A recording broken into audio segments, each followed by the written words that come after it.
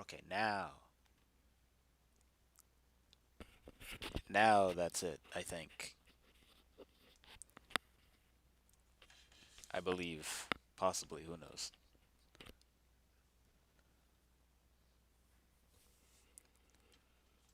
I'm gonna put this here. I'm gonna put this here. You can stare at this while I fucking figure this out.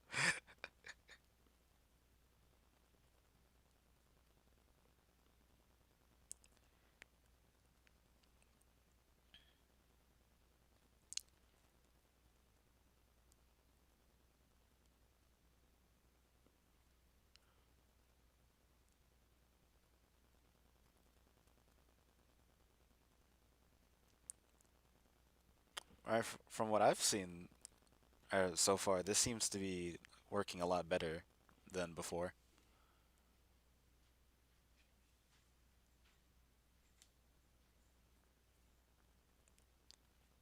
Still think the chat is like lagged by a little bit now.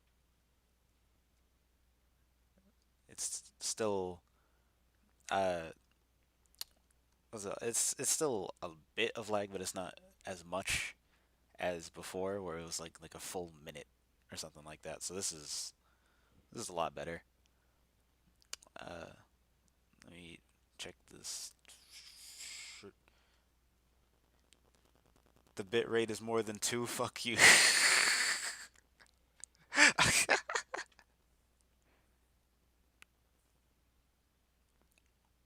Dear God.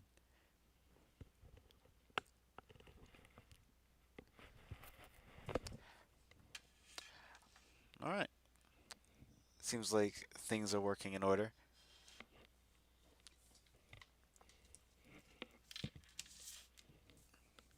All right. Let me. I'm gonna keep the tab of sad puppies there. Y'all could enjoy that while I do this. Well, fucking. Y'all ain't seeing my YouTube history. You can go fuck yourself. Nova uh, update patch. I'm gonna open this up momentarily. Bink. Oh yeah, I was rewatching it before this so I could get a rough estimation that I didn't finish. I'm s- I'm good at my job. Let's see how the chat's going.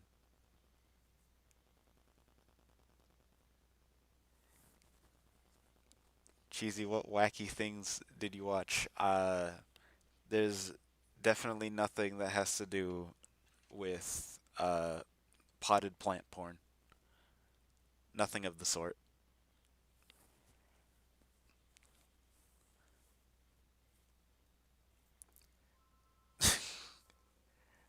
I saw. I'm just browsing through the chat. So it seems like everything's in order. So, uh, first off, welcome everyone to Cheesy's new and improved stream. We've got new bedangles and fadangles. Uh, the voice quality is better. Uh, this is on a new desktop that we got. So all of this shit should hopefully be more tailored to a fun, family-friendly experience where I say the word cunt a lot. So, all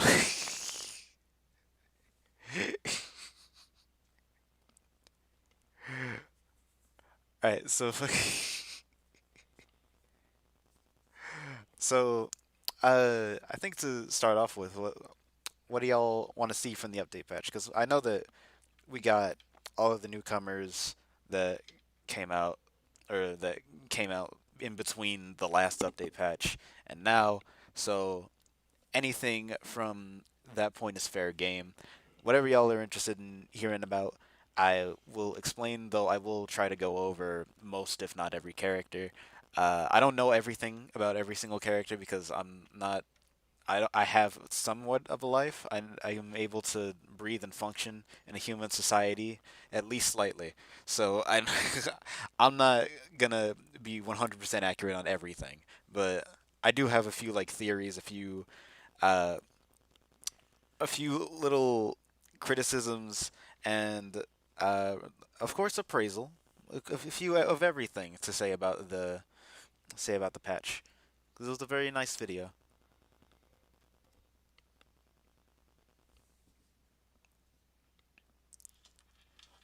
Definitely lame. I was hoping for buffs for Katie, and it was seemingly delivered. Man, you're gonna be disappointed, ain't you?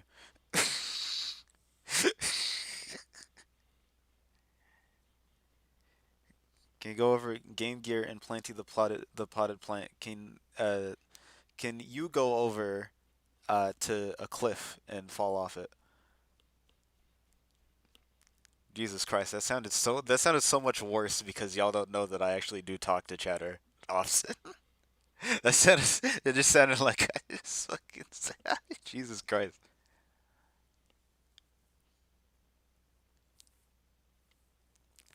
Any updates on Slime Time? It's going okay. I haven't touched Timmy in a little bit because I'm also working on cartoons and Danganronpa, as well as I'm a lazy piece of shit. So just know that everything is planned out, but I'm only up to a little past what you saw in the preview.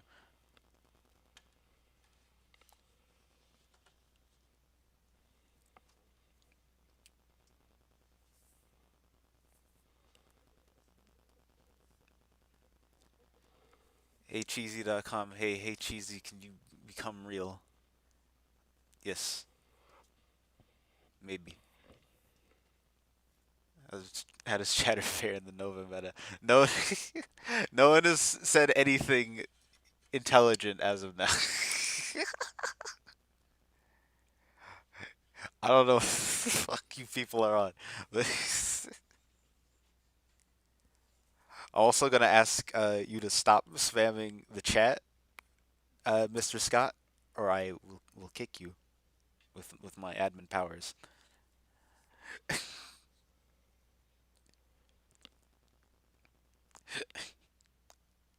I think I'm probably going to start with uh fucking what was it? I think fucking Robert said Eclipsa, so I'm gonna go with that. I actually don't know too much about Eclipsa, aside from the fact that she's a mirror of Star that's not really that much of a mirror, as she's almost entirely different. So, all I know is that I don't know much about this character competitively, as I haven't really analyzed them before. Oh yeah, actually, before I get into that, uh, here's this. This is my personal tier list of Nova before the patch that came out. This is how I'd arrange all the characters, up to Hat Kid because uh, beyond Hat Kid is like before. Uh, beyond Hat Kid is after I started organizing this whole tier list and analysis thing. So everything after that is completely off the table because I didn't really know anything about them at that point, and I wasn't ready to analyze them. This is what I have for all of these characters before the patch.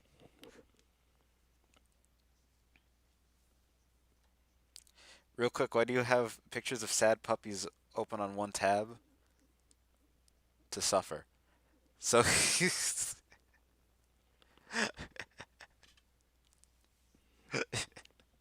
so uh fucking Worst Hercules is, of course, he is a joke. Of course. This this is general. These two are like completely unexpected. I don't think I would assume most people wouldn't have expected this order, mainly because well, I don't think anyone really thinks about these things other than me. But yeah, this is also going from ascending order, as in worst, slightly less worse, all the way up to top, which is the best character in the game. Honestly, though, I thought we were just going in order. Eh, thought about it. I don't know about it. I think it's a little. I don't know. I feel like there's some points of contention that I should probably go over, uh, like between different characters first, especially since I'm probably not going to go over every character. But quick blurbs as to like why each character is placed this way. Before the patch, uh, fucking not Dreamcast. I always forget her name. Uh, fucking damn it! I always forget her name.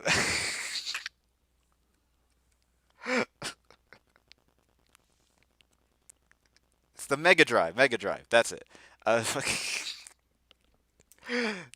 Before the patch, Mega Drive was the queen of defense. She's basically uh, a character who decides to not interact with their opponent at fucking all.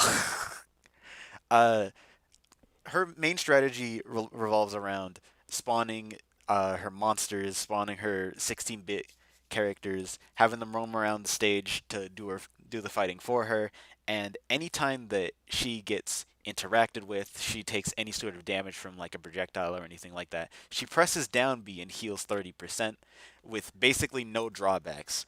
This character is Zone incarnate. This is like Snake drools at the thought of being this character. Fucking she not only has defensive tools that just play the game for her, she's also able to run away with side B to negate basically her slow movement. And she has down B in order to heal any damage that you've already done once you've gotten into her already tightly packed zone. It's not fair. It's very, very not fair. She's also one of the only characters that I can recall that counters parry, because parry is not actually able to zone break her traditionally. Parry's grappling hook, which is one of his main zone breaking tools because it immediately puts him in the face of his opponent, doesn't work because he will latch on to one of the 16-bit creatures and end up just slamming into them instead, which is a bad scenario for Perry to be in.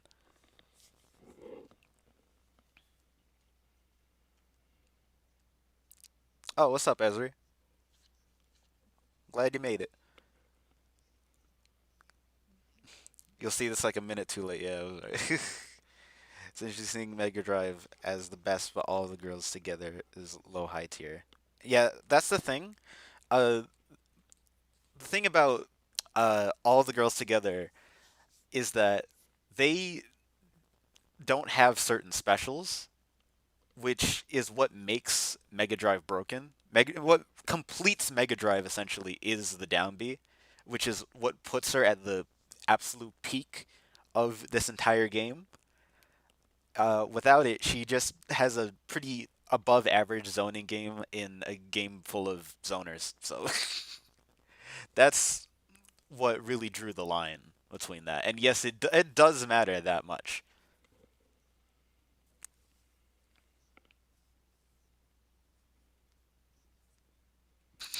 Okay, I'm leaving.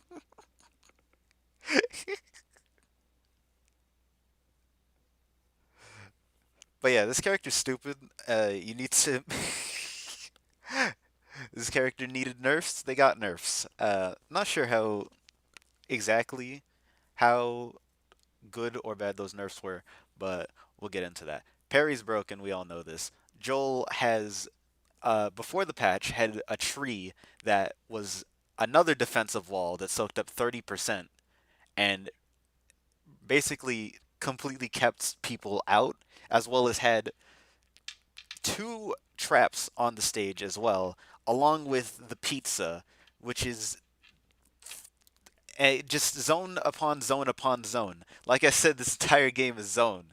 Uh, Joel really doesn't lose much matchups aside from Mega Drive, mainly because she can heal and he can't, and that's kind of it. Uh, Skinner, Jade, uh, Skinner, Jade, Guybrush, and Metalhead are all what I would say are mostly the honest top tiers. Maybe not Skinner that much. Skinner kind of has some bullshit, but for the most part, these three are the honest top tiers. These are the top tiers that you kind of want in your game. They're either very technical, very simple but balanced, or a combination of the two. How do you feel about Lawl Nova Mirrors barely being the same character? I think it's interesting, but I'm not too big on it. I would prefer, like, ironically, I would prefer if they were less unique. I know that sounds weird, but I think it's kind of weird to call them mirrors when a lot of these characters really don't play similar at all. The only of which that I can really think of are Dipper and Bipper, who definitely play similar, as you can see, as they're both bad. But uh, we won't even be able to get into them because, sadly enough, the update patch only covered the newcomers, which means that uh, Dipper and Bipper aren't being covered. They weren't in the video.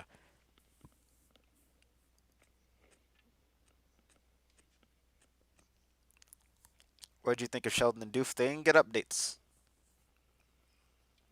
Them as characters are mediocre.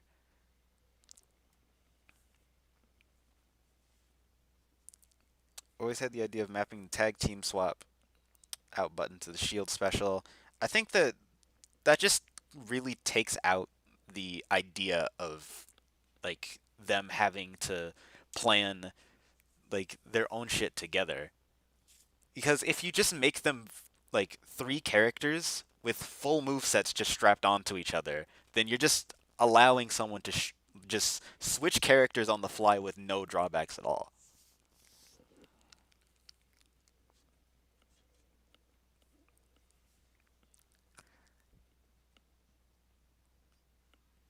Jeez, you need to understand that you're gonna get crucified for that. Yeah, this is like I, I'm fully aware. Y'all can call me out as much as y'all want. Fuck that.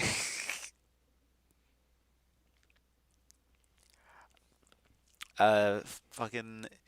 These are the honest characters. Let me get back into this. These are the honest characters. Guybrush has one bullshit strategy, or two bullshit strategies actually. Nibbles was able to break him out of grabs instantly before the patch, as well as Skinner's up B is probably one of the best uh, anti pressure tools in the game. As Skinner, Big Butt Skinner, Big Butt Skinner, before the patch, moved directly to the left or right, which meant that Skinner essentially had a big wall that just pushed his opponent backwards. So if he ever needed to get off of the ledge, he could just do Big Butt Skinner, make him move forward, and that immediately pushes the opponent away and makes it so that he has a free opportunity to get back off of ledge. Aside from that, this also works as an extremely good zoning tool, as he's able to make sure that the opponent is as far away from it as possible with no real way of getting around it because it's a wall, not a trap or anything like that. So they can't really edit it at all. They can't move it, they can't do anything with it. But that got changed. So Skinner, despite this bullshit strategy, uh, he's got some fixins, and now he's a lot more honest. These characters, these are what I would say are probably the most balanced characters in terms of being good but not being overbearing, with CDI Zelda almost going into this tier. But these characters just have very solid tools with not many drawbacks to them, aside from like maybe one or two weaknesses, such as bad recovery, lightweight, uh, general weirdness, and uh, some exploits in their defensive and approaching game.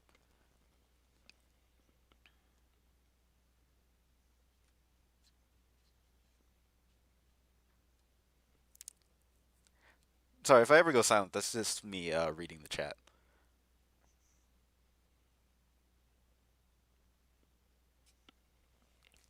All right, just making sure.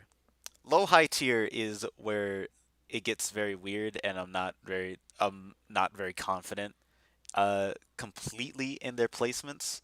I think for the most part, this is a very solid representation of where they are. Uh, with Sega Hard Girls, all three of them being uh, only down here while Mega Drive is up here for previously explained reasons. Saturn is right next to that because uh, fucking the Sega Hard Girls all together uh, have Saturn, but with the extra options that Mega Drive and Dreamcast, not really, provide. Fucking though they lose twin sticks, which is the one of the better edge guarding tools in the game, which is what keeps them from like going up. They don't like this character in and of himself don't really have that many good tools for edge guarding. Aside from twin sticks, which is where Saturn comes in, but they don't have it combined. So that's a bit of a downside. High mid tier is just these are characters with like one or two fatal flaws. Up here is like one or two minor flaws that could really damper them. These guys are just like I am pretty decent, but I have like one or two things that absolutely fuck me up.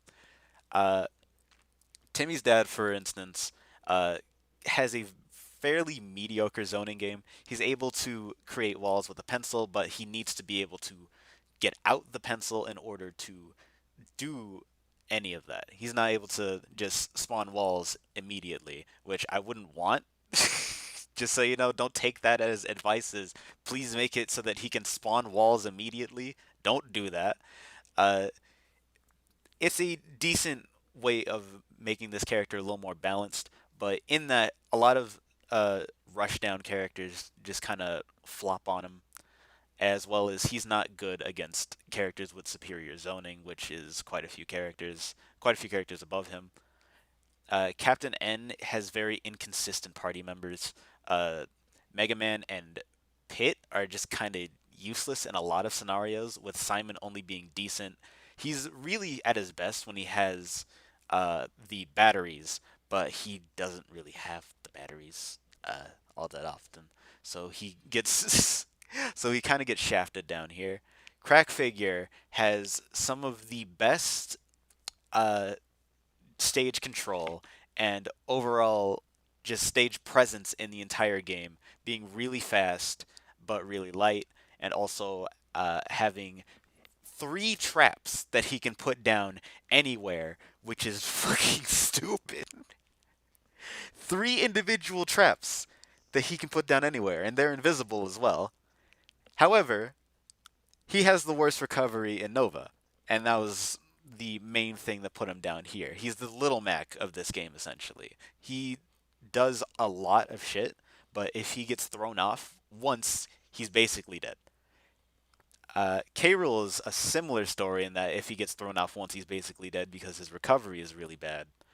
But aside from that, he has a heavy weight, at least to make up for it, and decent zoning tools. He's worse than Crack Figure, but he's right next to him, so obviously it's not that bad.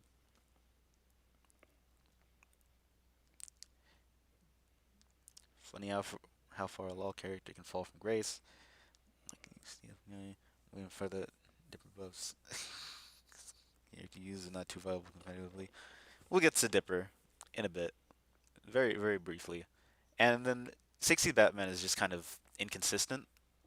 Uh, with Robin being able to be taken out fairly easily, and if you separate the duo, then you kind of destroy both of them. Uh, in a very similar light to the Ice Climbers. So, and Ice Climbers are basically mid tier in Smash Ultimate as well.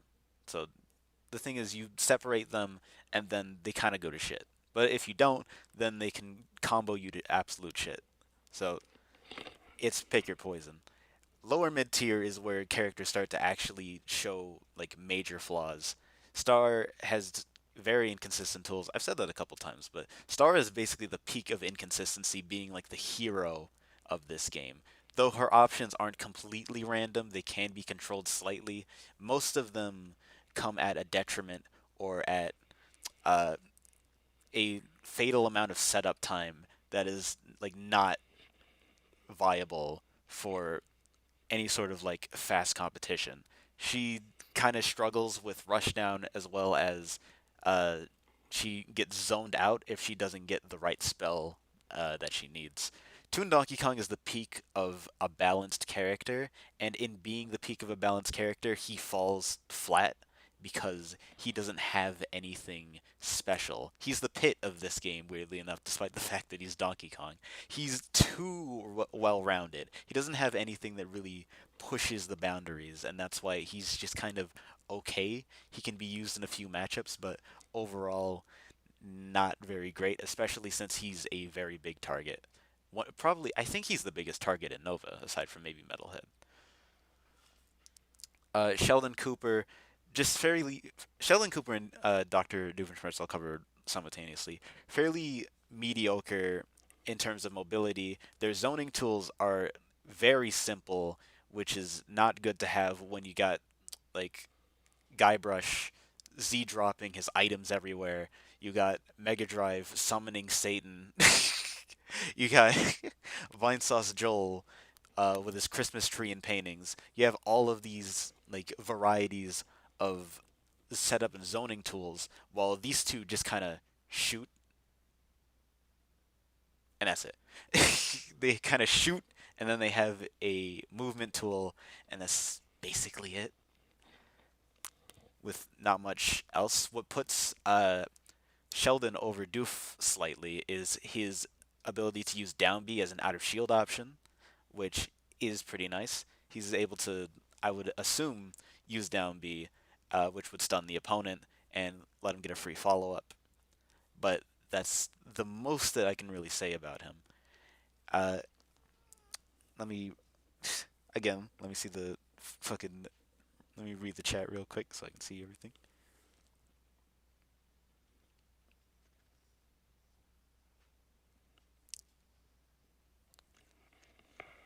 It's funny that Toon K. Rool is better than Real K. Rool in Ultimate.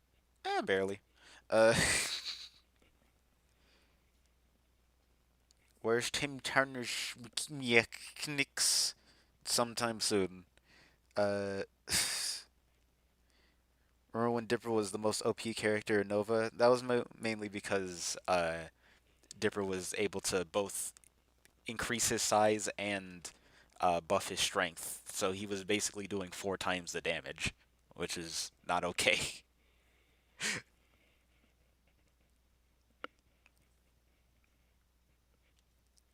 You know, it's not a real game.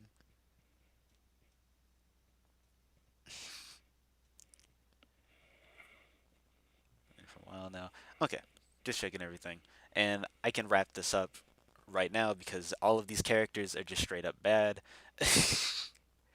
Doof and Onward at least have something to go off of. Everyone below don't really have that. Irene before the patch had the stubbiest normals of any character, and only vaguely usable out of shield options, with neutral B being at least somewhat viable as like a little keep away tool, as it covers a wide area. But aside from that, she doesn't really have much in terms of approaching, keeping the opponent out, as her zoning tools are very bad. Uh, excuse me. As well as she's a lightweight, which means she dies early.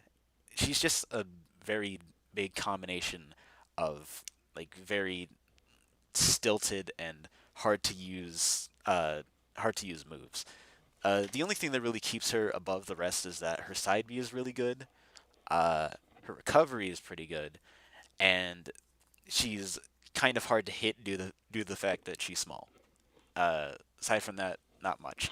Katie Katie Tadrich is the peak of why does she do the things that she do.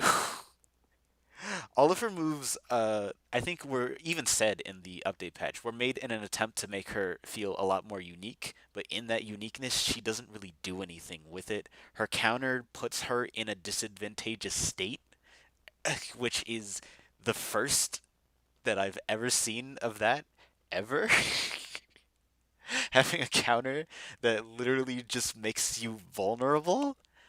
Uh, Her neutral B has easy counterplay in that if you're being forced to walk towards her, but you can still do moves, that means that you can still approach her with your better approaching tools, as Katie's normals aren't very good. Uh, for instance, ASDF guy, he was forced to approach Katie Tadrich.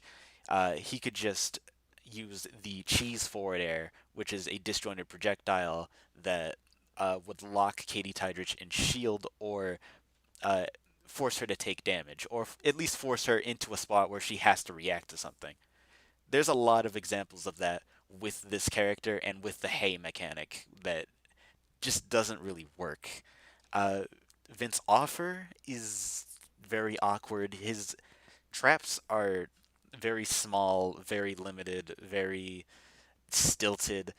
Not really much use out of any of them. I guess when it comes to the lower tiers, he can kind of set up. But for the most part, he just kind of gets rushed down by the likes of Donkey Kong, by the likes of uh, Perry the Platypus, by the likes of even, well, not old Dreamcast. Dreamcast sucks. But new Dreamcast would absolutely shit all over Vince Offer because he doesn't have any time to really do anything, especially since his hitboxes are very awkward. He doesn't have anything outside of stage control. He doesn't have any good out of shield options. He's just a very sitting duck unless he does get you, uh, does keep you away. And if he can't keep you away, then that's kind of it. And also, if you have superior zoning tools or superior traps, that's kind of it.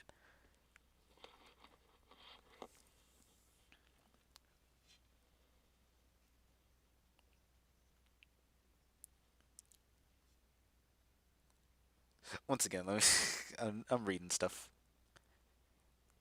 I go on these long tangents and then I'm forced to. So I want to like get my breath every now and then. So the bottom four characters, Dipper, Bipper, Elsa, and Dreamcast, all have uh, at least a little bit in common in that these characters just kind of don't work. They were planned in a certain way that has them like utilizing a certain mechanic or utilizing defensive options, but they aren't good at any of them. At least for these three, I could at least say that they have some sort of niche.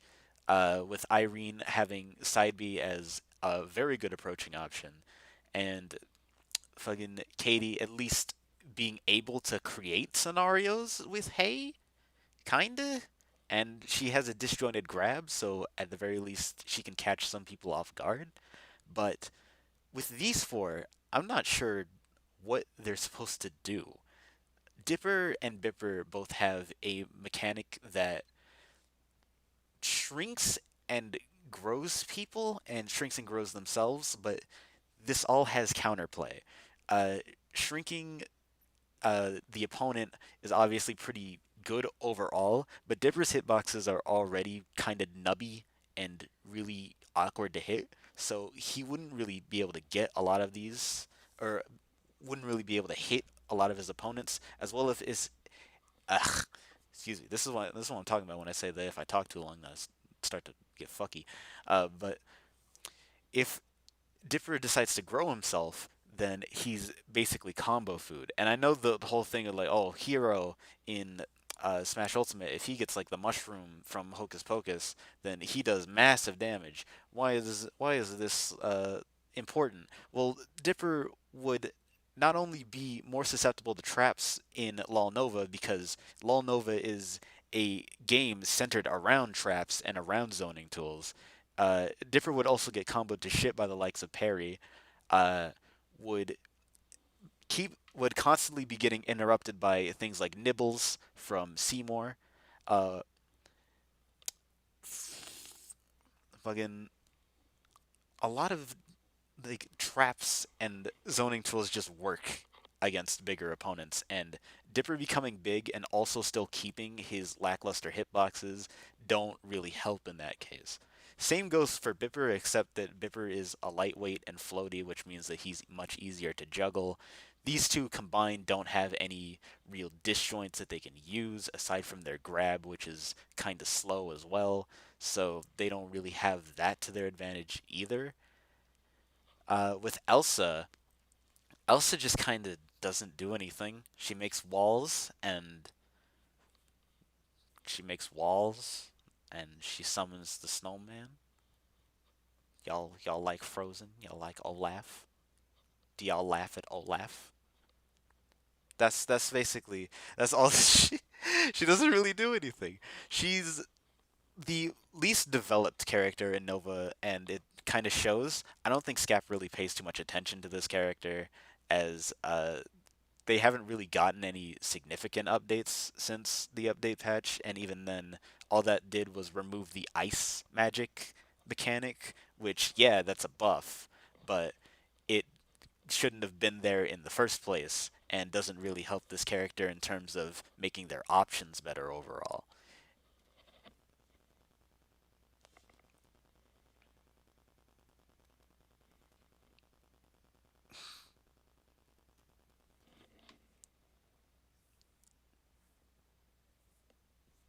Ooh, hold up. Scrolling down.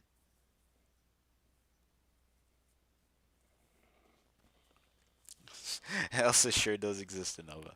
Alright, and then Dreamcast, who I think is the worst character in the game, uh, doesn't really have moves that work for her archetype. And I said that before for Elsa, who's supposed to be a defensive character, but doesn't really use her defensive capabilities that well.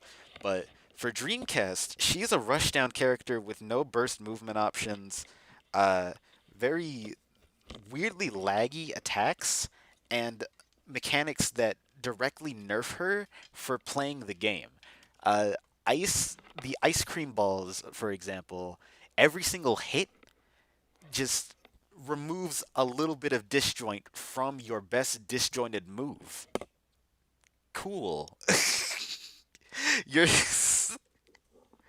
fucking uh sorry, I'm stretching. For her side B, which was the headbutt before the patch, uh she lunges forward and bonks her head on the stage, and if she misses her opponent, then she gets put in lag for missing a simple move that doesn't really even reward her that much. It's not like this move uh would be broken without her tripping over and falling and being in lag afterwards. No, this move is already mediocre as is because you kind of have to aim it before you do it. It's like kind of a weaker, more situational like Bowser down B, but in that she also has lag at the end. She gets punished for playing the game. down down B is probably her best tool, but it's basically only as a last resort for when someone does get into her zone, which they will, because even though she's a fast character, she doesn't really have any ways of negating someone from getting uh, into her face. Unlike, say, Sonic, who has spin dash to move across the stage with a corresponding hitbox to help him traverse the stage without people attacking him. Instead, with Dreamcast, you just move fast. You move fast, and that's it. She has shown off certain disjoints. I think she has like a few sword attacks, but aside from that, she's just very lackluster. Doesn't really work in that her rushdown tools don't rush down. Uh, all of her disjointed attacks become less disjointed over time, stuff like that. It's an anomaly of development. I don't understand why you would do this. And then fuck tier is fuck tier. I don't need to explain any of that. So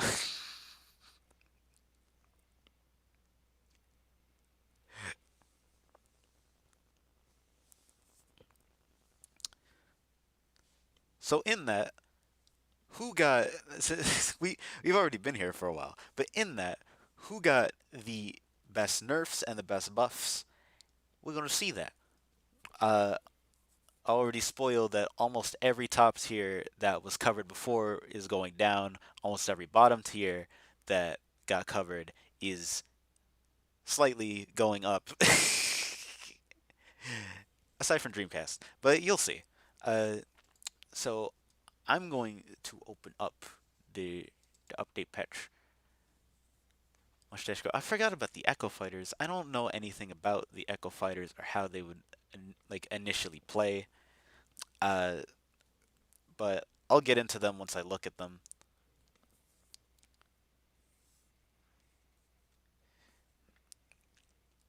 Get to the actual video. I want to see the bottom tier to the top tier. Bottom tier to the top tier. There's a lot of there's a lot of stuff in between that. Yeah, I don't know. Do y'all want to go with bottom tier to top tier, or do y'all want to? Do y'all have a specific character that you want in mind?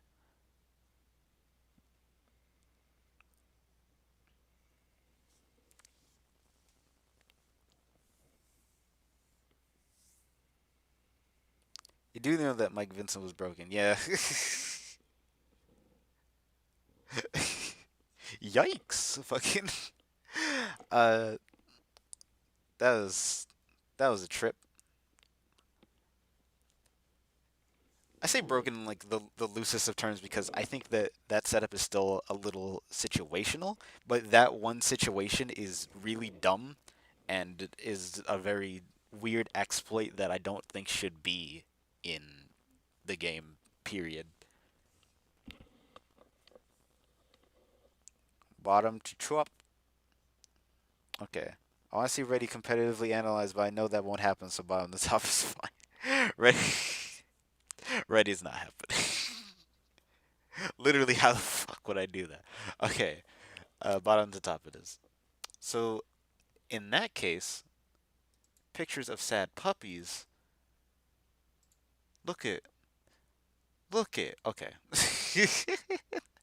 In that case, we would be going for Dreamcast first, as this is the first character that got updated in this video, and is the bottomest of bottom tier in here. And I will say that thankfully, Dreamcast is probably one of the best handled characters in this patch.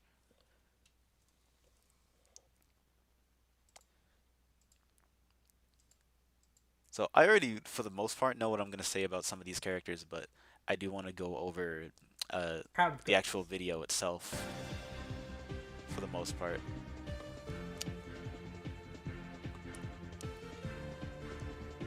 Let's take a hard girl something. Jesus. Never mind. Yeah, this is what I was talking about before. The Ice Cream Blade, neutral B, very unreliable due to charge up for the freeze, unnecessary ice ball system. I don't know why you would do that to begin with, but hey, it got changed.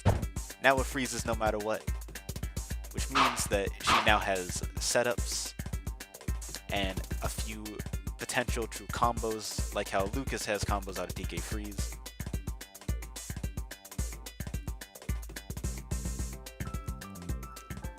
That move became down B, and just so y'all know, that down B is still bad. So that doesn't, or the head move is still not very good. So that's not really gonna change much.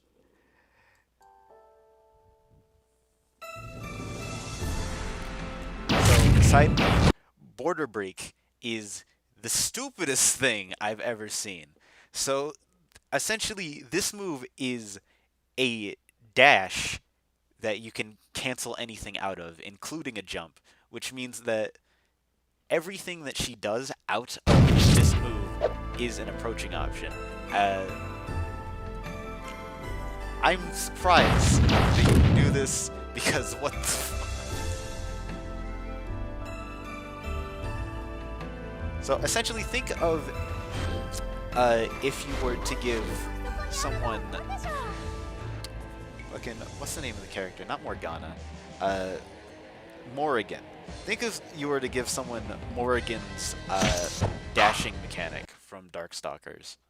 uh, make it so that you can cancel out into any move in their arsenal, especially since this character, as you saw right there, got their grab changed so that it's now a disjointed grab, which means that now she not only has ways of getting in and out of people's range really, really quickly, she can also pivot backwards with the side B and grab the opponent at very long distance.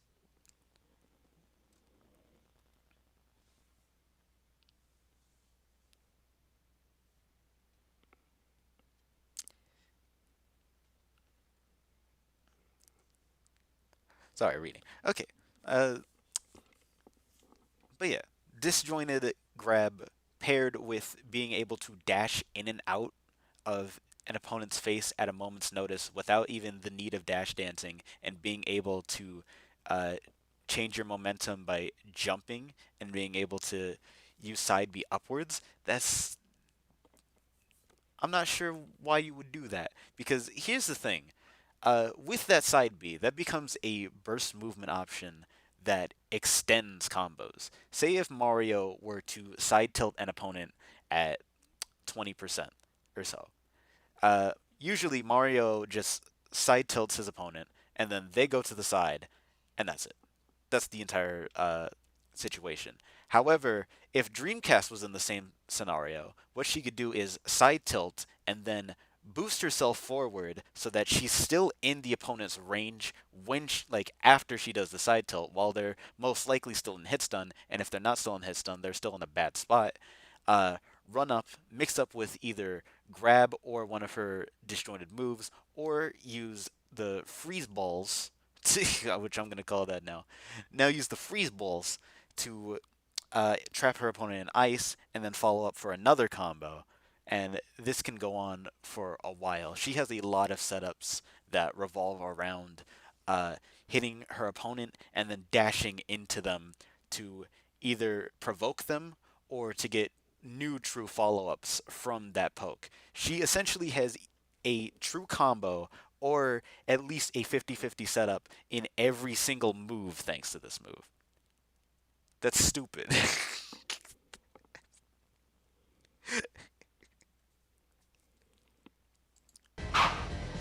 It's very dumb.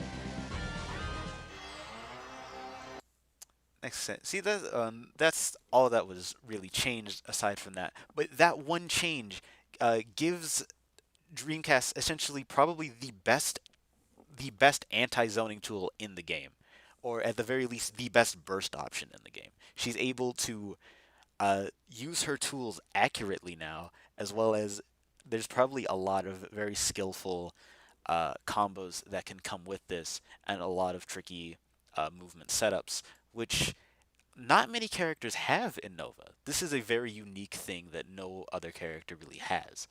Say, what is the most unique movement option that I can think of out of a character on this roster? I guess Parry's neutral B, which isn't really a movement option as it is a command grab, or I guess Parry's down B, which is like Zero Suit's down B.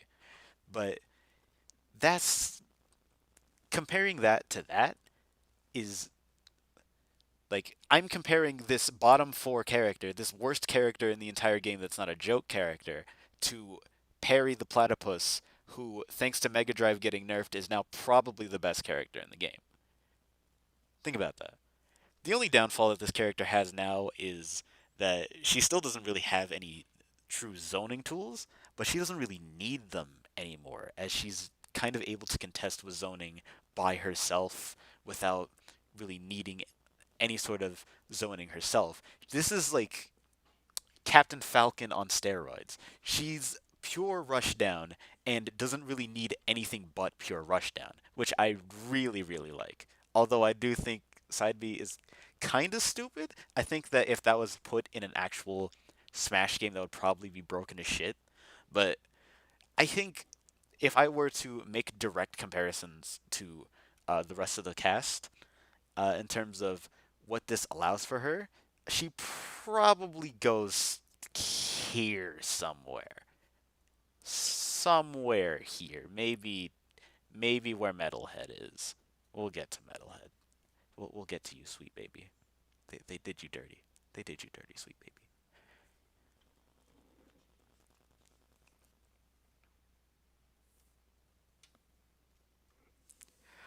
Hold up. Read in chat.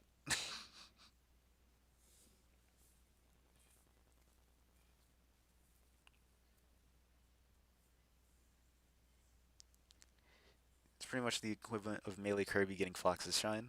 Eh, not really. Thankfully, this isn't Smash Bros. This is Lawl. When can we expect full move set for Timmy Turner to be released? I don't know. Just I don't have any schedule. I release things when I release things because I don't. I'm not a company. Things change.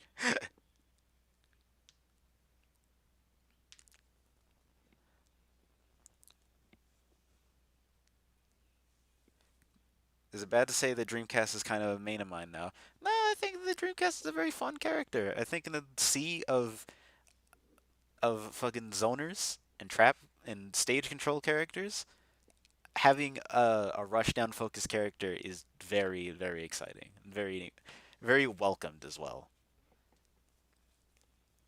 Let me see.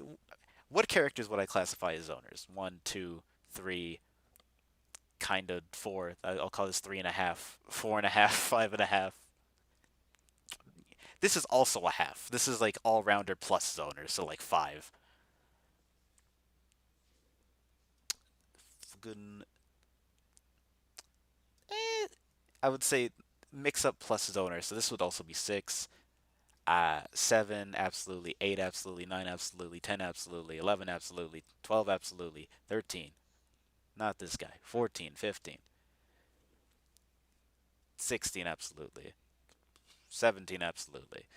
17 zoners. This is not counting the Echo Fighters, which I know there's more of. There's more zoners than that. I would say that this is. I would say that having a rushdown character like this, like having Parry, like having even say, fucking Sega Saturn, kinda, uh, is very nice. It feels good. You need stuff like this to balance out the cast.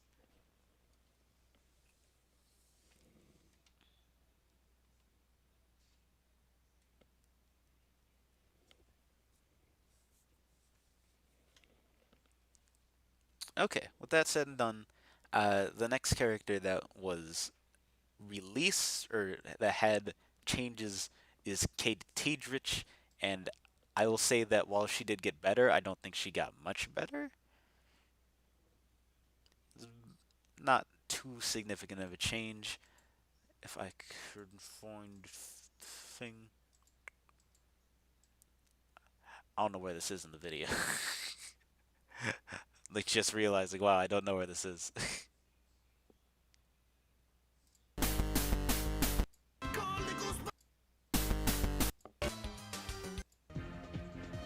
Don't worry, I'll find it eventually.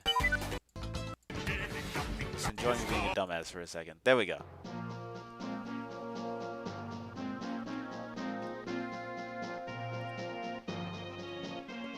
Probably since it's the easiest archetype to create, that is correct. Making a zoner is very easy. Making a good zoner is hard.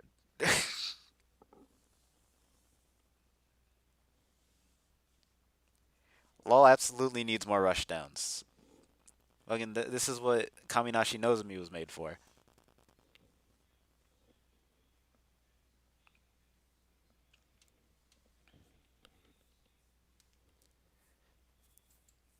So, like I said before, Katie Tidrich had this move in the hey, the call, phoning it in. That's what it's called.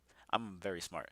Uh, she was able to call her opponent, but in calling her opponent, they are able to move and act out in any way that they want. They're only forced to move towards Katie, which is not very reliable, as there's a lot of ways to force Katie to uh, stop or force Katie into shield or force Katie into performing an action to counter you trying to attack her while you're moving towards her, because this is not a zoner character or anything like that. This is not a character with good disjoints or good keep away tools that would make it so that getting up close to them would be a problem. This character doesn't really have that, so getting up close to her isn't that big of a deal. But with the new change, I think I think this is a very interesting change. I was surprised by the fact that they were able to do that, the moving forward with that. But having that, having the hay make it so that the opponent floats directly towards Katie in hit stun means that she now has true kill confirms at basically any percent, or she now has true combos at any percent, and now has kill confirms at high percent.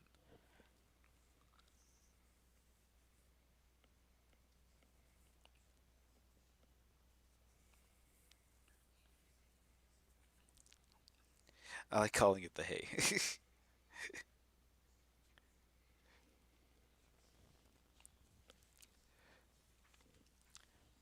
But yeah, it's more simple now. It's more simple. Uh, the move is better overall, but even then, it loses to a lot of. It loses to shield, obviously, as every projectile does. Until you get hit by one eventually, because they're gonna be using projectiles over and over again. Thank you, Link. Thank you, Samus. Uh, but it's still a fairly slow tool, and it's still a projectile, which means that it's most likely going to get clanked by other projectiles, or get stopped by walls, or get stopped by the stage, or get stopped by uh, other characters' projectiles. There's still a lot of counterplay to it. I'm not saying that, oh, you need to make it so that this move has priority. You got to make it so that this move is literally uncounterable. I don't know how I would change it personally. I just know that this move still has some flaws that aren't really made up by Katie's whole thing of being this weird mix-up character. Can you hit a hay from offstage and force someone into an edge guard situation? Yeah, but I think if you're fighting a Katie, you should probably know that that's coming. It's not like uh it's not like Katie has many options other than that. All that she's really going to fish for is the hay, which, I mean, I guess that means that you are stopping your opponent from edge guarding you for the most part, but considering her recovery still isn't that good, uh she won't want to be off stage for that long, and if she gets knocked off too far, then it won't even really matter. All that good stuff.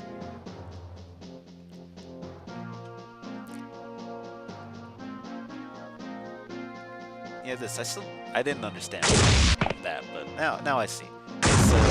It's just kind of an upwards move with a hitbox, and it does not go very far. In fact, let's measure this real quick.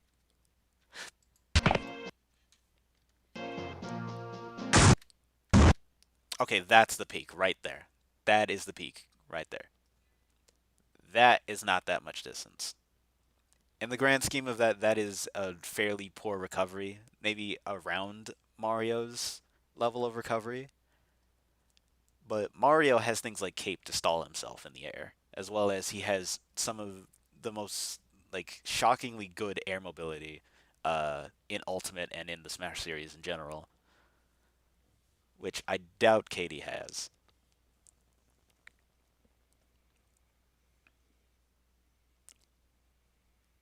I mean, flaws are going to be apparent in every tool in a toolkit unless they're broken. Yeah, that's true. Ooh, that's true. Listing out the flaws is not inherently meaning that, oh, this character immediately sucks. It just means that this move has flaws, which it probably should.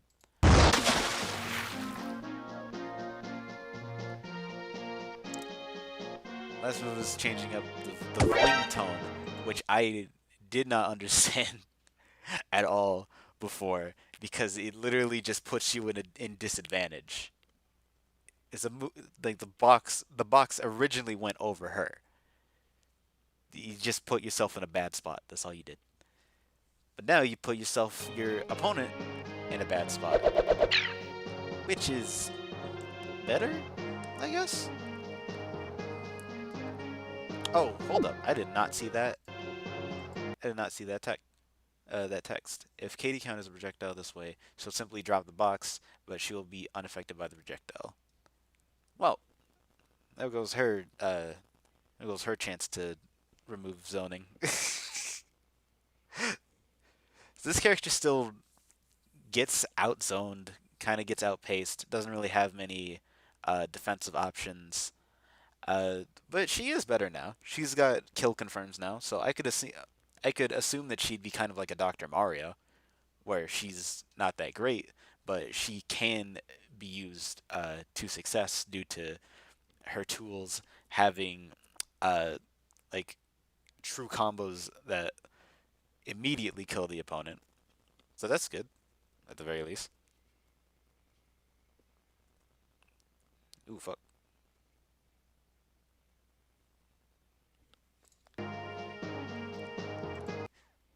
But in terms of this scope of where Katie went, she went from like here to here, honestly. Not very far. Character's still flawed, but every character has flaws except for Dreamcast. Uh, no, I mean fuck. I meant Mega Drive. But every character has flaws. She's just kind of below average overall. Not that great, but I do think that this is a decent design for a character. I don't think that it's the most oppressive thing ever, but it's got it's it, she's got her charms. Actually, the box makes you invincible when she uses it on herself, so maybe that could be the anti-zoning stuff. It forces the opponent to get close. Not really. That's not really how that works. It makes her invincible temporarily, I would assume. Not like in terms of. Hold up, I'm trying to I'm trying to think of what you mean. Uh, the box makes you invincible when she uses it on herself. Does that mean that she herself is invincible for a short period of time, or is she invincible from the projectile like most counters are?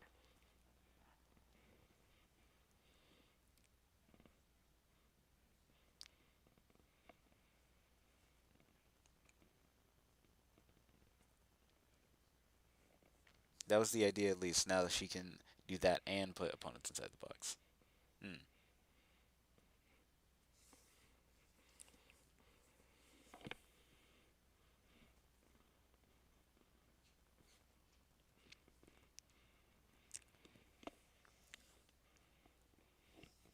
No, no, that's the thing. Let me see. Explain to me. And in the meantime, I'm gonna boot up the next character. It was Irene, who's pretty. It's got pretty decent changes.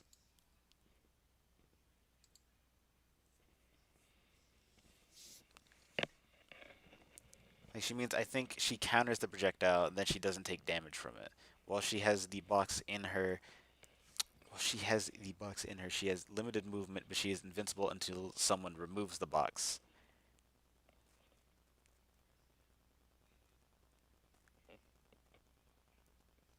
Huh. But here's my thing about that is that yes, now she's yeah, it's slightly confusing, but I think I understand now. But the thing about that is that she's invincible until someone removes the box. Why would I remove the box? I'm saying this because if like I'm assuming uh Katie Tadrich is already getting zoned out and is already being put in a bad spot, why would I want to remove her from that bad spot? If especially if I have a percent lead. If I have a percent lead, then I'm just not going to remove the box. She's going to have to get out of there because she's going to have to do damage to me in order to get the lead.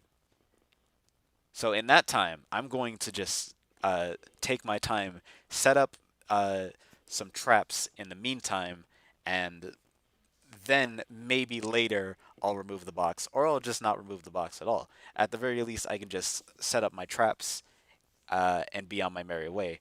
Uh, this is actually really bad against Mega Drive because this means that Mega Drive can call her assists, and the assists can now get the buffs that they need because Katie isn't there to stop them.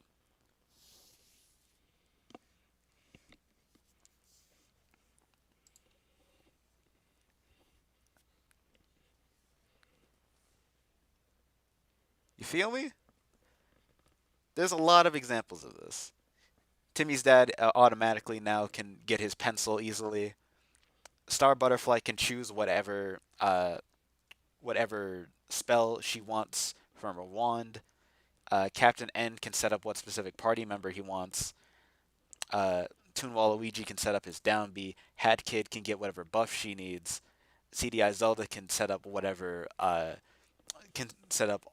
neutral B and get some Lair of Light traps going. Uh, Metalhead can place his head in the specific spot that he wants his head to be in, especially if he places his head right in front of Katie, so that if she gets out of the box, then she's automatically going to get hit. And Guybrush can set up what specific items he wants.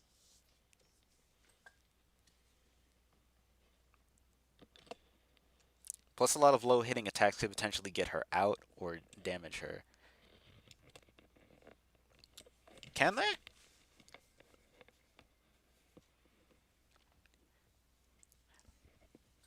Keep in mind that I'm not 100% on all of this, so just if I don't know something, be sure to try to point it out to me. But I didn't know that she could even be damaged. I thought I was hearing invincibility. Oh, low hitting as in hitting low. I'm a smart person. I thought you meant low damage.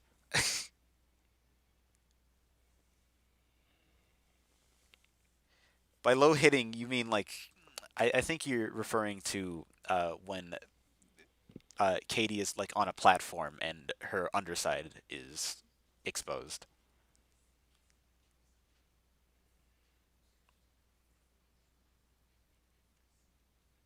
Like I said, completely invincible unless the box is removed or either her or the opponent.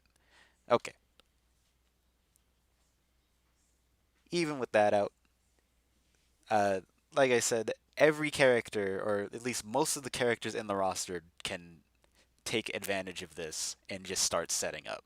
I don't, I don't think that any sort of limiter in uh, the opponent is forced to like take an item or something from the opponent while they're standing still. I don't think that's a very useful mechanic, as that's easily countered by just not taking it and going off to do your own thing while the opponent isn't able to do anything about it.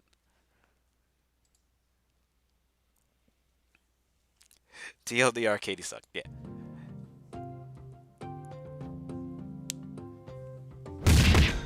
So about Irene. Irene's entire thing was that, first of all, her normals were lackluster, which got better, which automatically makes her a lot better. Uh, but in terms of everything else, that actually is really good. Uh, I like that little hop. That's cute. That actually, whoa! I didn't even realize that Pingu was at 0%. That did a hefty amount of knockback for 0%. Damn, that's an immediate like get off me little thing, especially if she's trying to run away from someone. That could also be pretty good for rushdown.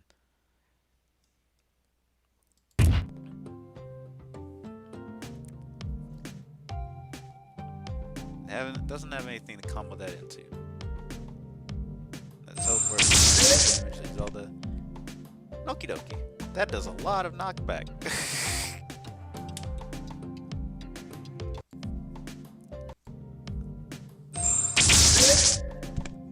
Ah, no, it's not that it did a lot of knockback. It chained into the second hit, so it seemed like it was a lot of knockback. Okay, I see. It's simply more damage, essentially. And then White Queen. I think that's a very nice change. Have a little shockwave. But I don't think that really changes much about the move. It's still very limiting. I've never been a fan of moves that kind of just make you stand still and or that like limit your options to just one thing, because now you don't have any mix-ups. Now you're just doing that one thing. And now the opponent can plan around that.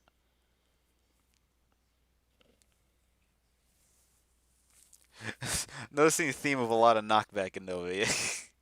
Obviously, this comes down to just like animation quirks and you know these sort of things. But usually, I have to take these things at face value because what else am I supposed to compare it to? Am I supposed to say, "Oh no, it's not like that"? It's not. It's not like how it's shown in the actual video. Graveyard Ghost got the strongest buff. Yeah. Bad, Leonard. These are the real MVPs of this patch.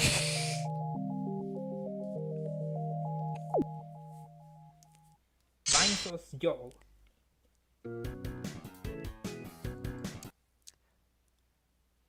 Look, Joel's not even next. There's an ant on my shoulder.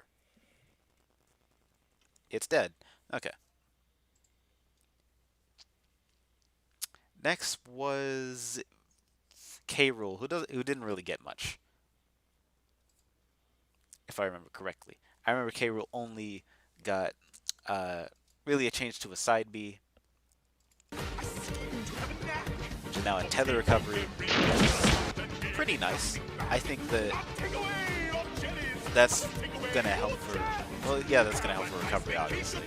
But considering the old recovery that was already like very like very limpin' and weak.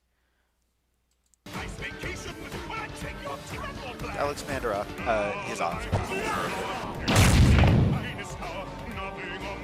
That still doesn't really do too much. The thing is that this does not show the maximum distance that this goes. I don't know the maximum distance of the barrel from this to this because he zips all around and does a bunch of things. So I don't know the maximum distance of that. It's still a fairly slow and easy to edge guard recovery, kind of like Rool in the actual Smash. So it's a very nice quality of life change, I guess, but I don't think it's going to help too much. I think it's going to remove the fact that he's a sitting duck off stage at the very least. But now he went from having a really bad recovery to just having a very mediocre recovery that's still easy to edge guard.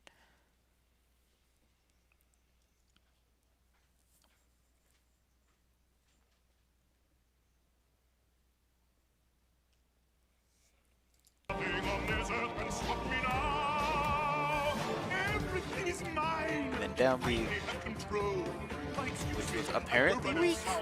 I didn't think so. I remember that being okay. Not bad, but it was usable. Now the bees should increase in size when they are summoned. They'll stay on stage for longer. I mean, neat. I don't really see this changing much because it's a very similar move.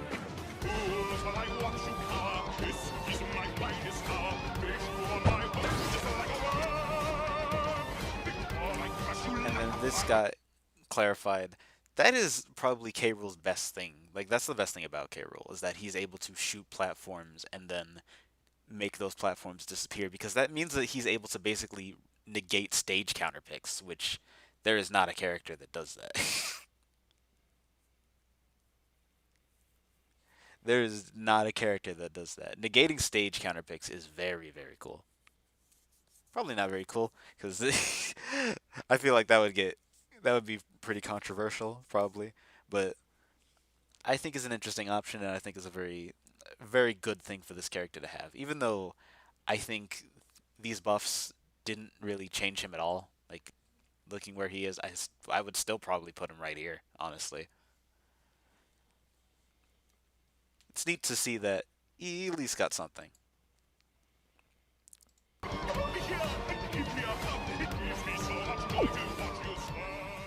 Katie Tidrich. Katie Tidrich. Okay. Moving up, Crack Figure got uh, some of the best quality of life changes overall, aside from Dreamcast, who went from one of the worst characters to now pretty solid high tier.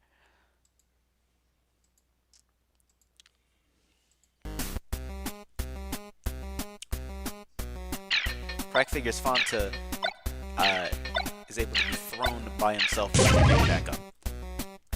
That wasn't really a fucking change, just Scap explaining it, but I love that. Because you know what this character can do now? He can just Z drop the Fanta. Z drop, recatch the Fanta, Z drop, recatch the Fanta in order to restock up the counter until it goes up to its maximum point.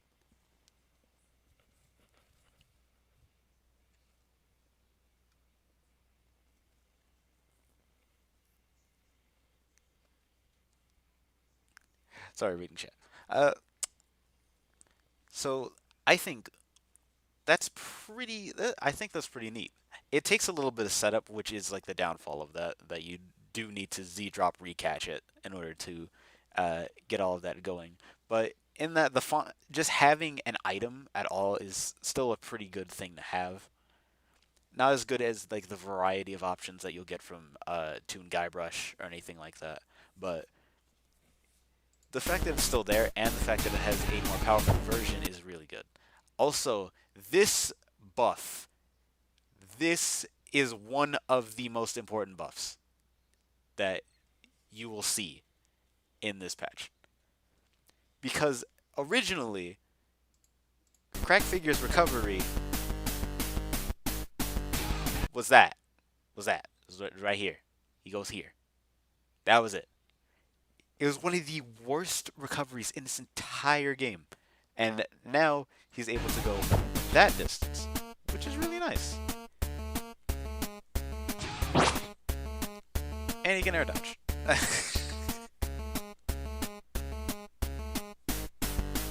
This is why I said before that Crack Figure was the Little Mac of this game, in that he had the worst recovery, like bar none, and then had this, where he was able to put down three of these things, which covers, uh, you know, all of the stage, all of it, or relatively. This is me exaggerating, but in terms of like a competitive setting, that would be a nightmare. Imagine this is the ledge. It is the ledge. So there is a ball here, here, and here. This covers every single get up option. You do regular get up attack, or jump, this hits you. You do roll, this hits you. Anything else, then there's an extra one to suffice to make sure that you stay in your place because Crack Figure wants you to be on the ledge forever.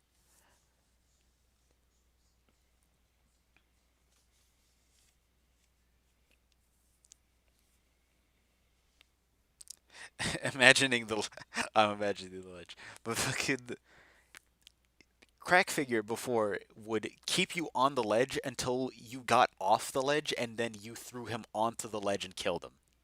That was his character. Now he's a lot more streamlined in that he's able to uh, only put down one, which means that this is just a regular trap now. This is just a little regular thing.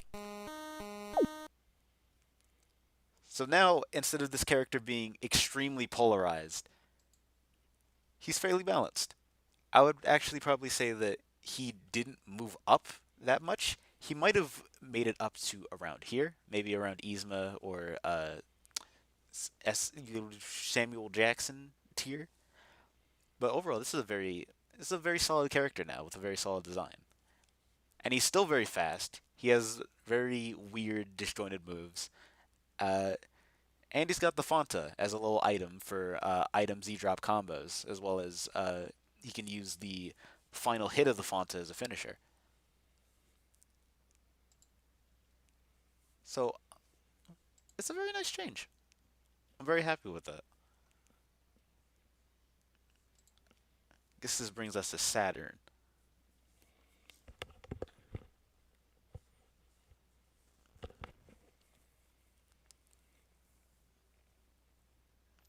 Discovering something that doesn't exist.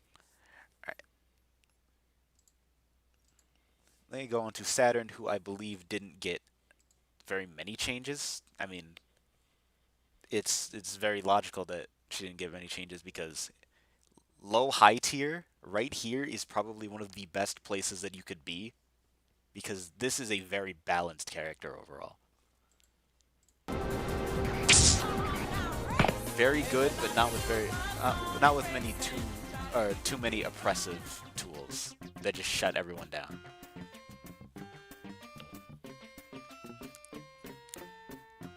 Yeah, that was it. That was it. So she pretty much didn't move at all.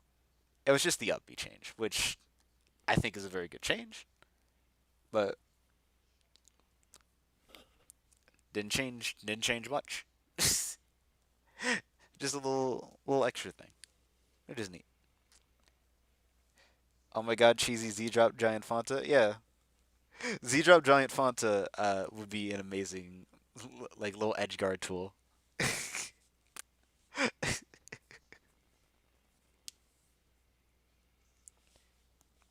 I'm going to stay up until the part about Metalhead. You really should because I have a lot of negative things to say about that.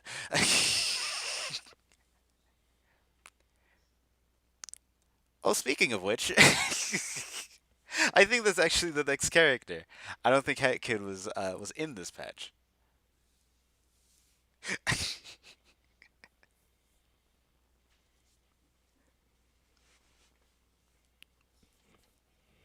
So, if I can go to, if I can kill this ant real quick, there's a lot of ants. If I can go to Metalhead and go on a rant for a second, genuinely, if Dreamcast is the purveyor of the best buffs that a character got in this recent patch, then Metalhead got the absolute worst of it all. If Dreamcast went up to here, to around here, Metalhead went from here, top 7, one of the probably the most balanced top tier in the game, down about here. About here.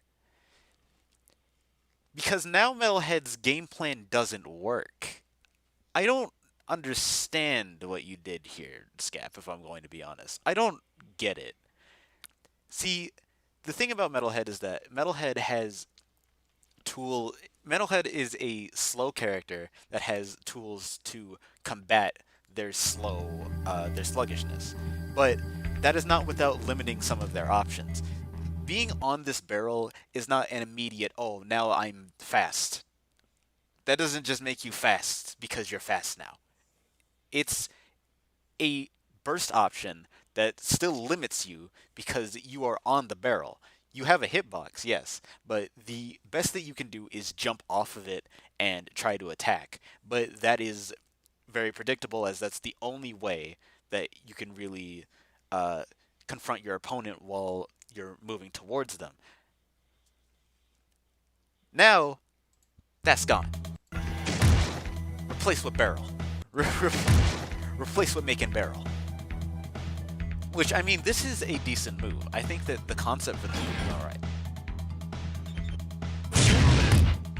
Hat Kid was in the patch. We'll do that. We'll do that afterwards. I don't care. I didn't think the Hat Kid was in the patch. Wow, I did not notice that at all. We'll get to Hat Kid afterwards because I want to talk about Metalhead. So Metalhead is not able to move forward anymore with the barrel, which was at least a decent mix-up option that negated some of his worst options. But now he doesn't have that. He has essentially a buff to his neutral B as well as a projectile he can drop off stage. I mean, it also captures opponents for a follow-up, but that's not something that this character needs. I'm not sure why you would give this character a command grab that traps the opponent for a follow-up when this character has side B, a burst option that grabs the opponent and puts them down for a follow-up. You see what I mean here? I think this was a very weird change that kind of made this character redundant. So now that the down B is gone, that's the best burst option for this character. Which is like, okay, fine. Now this character is a very slow, very laggy character who has power and stuff. He's Incineroar or Ganondorf, essentially. And if you don't know, Incineroar and Ganondorf are the worst characters in Ultimate. Some of the worst characters in Ultimate. Uh, this right here is the nail in the coffin that makes this character unredeemable. Also, I didn't even notice this little weird glitch right here. But this is the nail in the coffin. A mechanic that only applies to direct attacks like melee attacks and projectiles. Metalhead is not immune to traps. He can't walk through traps anymore. The slowest character with next to no mobility options, who didn't even really need to deal with traps too much anyway, because he could usually barrel over at least the small traps. Maybe not Joel's paintings, but he could at the very least uh, make some sort of effort to get around them. Now, he don't have that. Now, if there's a trap on stage, he's going to have to use his really bad jumps and his really bad mobility to try to get around it, and he's not doing that because the opponent is going to see that he's jumping or he is rolling past the trap, and he's going to get punished every single time, as it is a very predictable and very easy to catch option.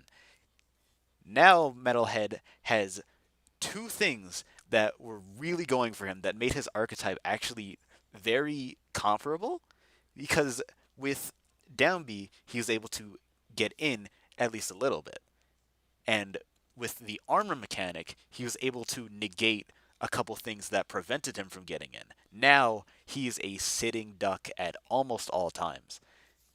uh what is this? What is this, a stream for ants? Fucking the thing about uh the rest of Metalhead's moves is that they don't really matter as much if you don't have the rest of these options. Uh, with Metalhead's neutral B, it's a good trap. It is a very good trap. It is a very nice thing to have a trap that you can spring and move across the stage at will. However, this doesn't help his case at all. All this really does is make it so that he could potentially get in on some characters with lackluster zoning options. Excuse me. And that's kind of it. Aside from that, this doesn't help at all against, say, Mega Drive, who's going to be spawning monsters that'll do the work for her. So she's okay with them taking the hits anyway. She's okay with standing back and waiting for Metalhead to approach all slow like and running away when he does approach, because she has a burst option and he doesn't.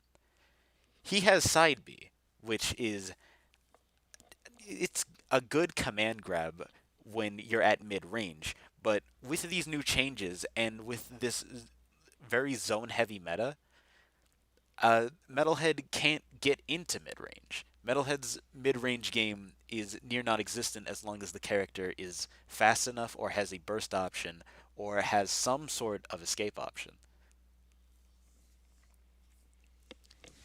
with Metalhead's lack of armor to get in, with Side B not having any sort of invincibility to negate to, uh, to negate any sort of traps in his way or any sort of projectiles in his way, uh, with him now having to play the game in this very sluggish, very piranha plant esque way where his tools aren't very good, so he kind of has to force neutral B out there and do nothing but neutral B.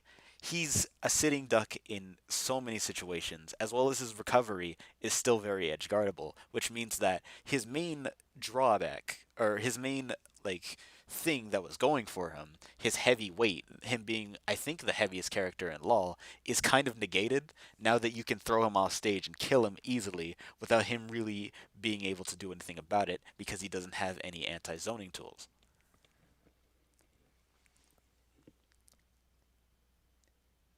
This character's bad.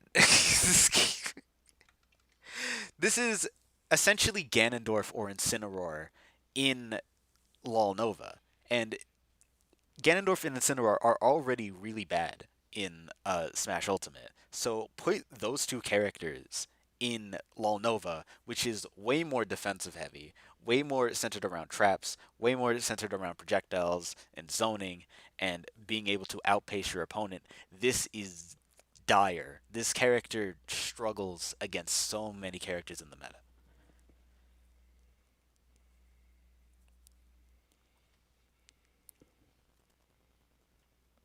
You fucked up. You fucked up bad, Scap. You did my baby wrong. Anyways, yeah, not a fan of Metalhead's changes. I think that many of them were either very unnecessary or were changes that made him, instead of being in his own little niche archetype that works for a game like this, now he doesn't have any of that. And now he's just kind of a guy, just slugging himself around, just trying to get in. Like I said, he went from being probably the most honest top tier to being maybe here, maybe here. I can't see him being anywhere above this.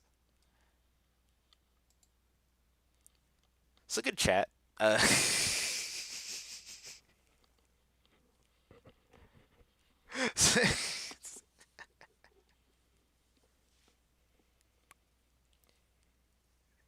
Super Smash Bros. Law Nova, it's game real? No, it's not.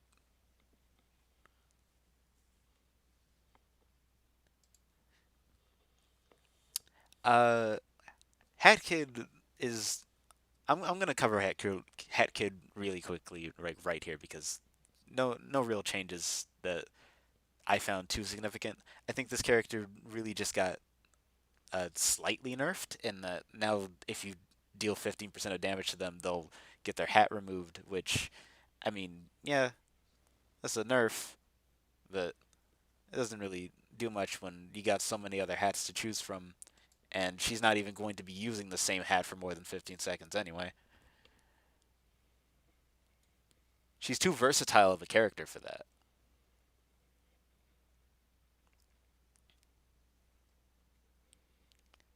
Now, where is Hat Kid? If there's anything else that I left out. Change to a buff to her recovery instead of alternate up V's. Change. Oh yeah. Now I got a slight buff to the recovery, which is nice. That's all I can really say about that. It's nice. Doesn't really do too much. I think it these two kind of things like kind of balance themselves out in that Hatkid was already an overall decent character, so having these two like buffs and nerfs kind of like countered each other. Maybe the buff is a little more significant than the nerf, but I don't think that it really puts her in any sort of higher or worse spot, really.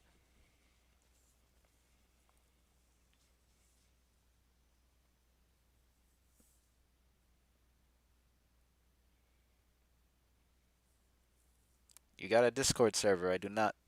Maybe sometime later. Give Metalhead Dreamcast side B. You want to destroy this meta already?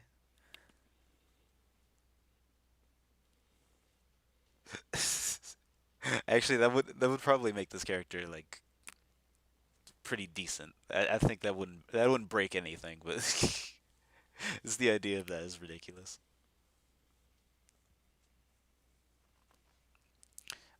Okay, so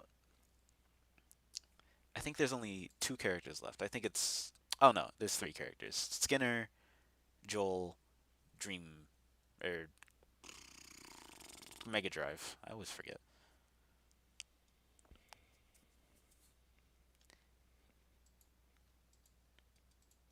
Find Seymour Skinner. There he is. So Skinner really just got him uh, a few minor tweaks that remove exploits.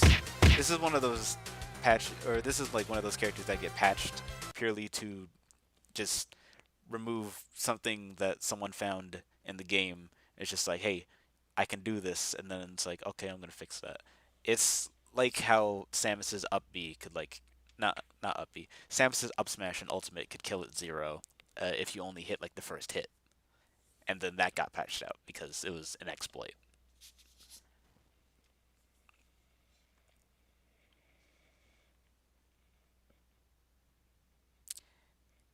I think aside we should have armor, maybe down B can barrel traps too, maybe.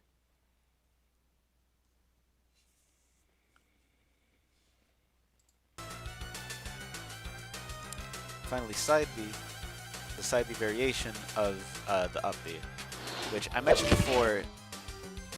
This beforehand went straight to the left or right, which made it so that Skinner could immediately get off the ledge with basically no issue, as he's able to use Big Butt Skinner to push his opponent backwards while he gets off of the ledge. Or he's able to push the opponent back onto the ledge with the wall of the up B, because it's a wall. No one can really do anything about it because it's a wall. It's not a trap. It's not a projectile. It's not anything. You can't do anything about it. You can't even reflect it.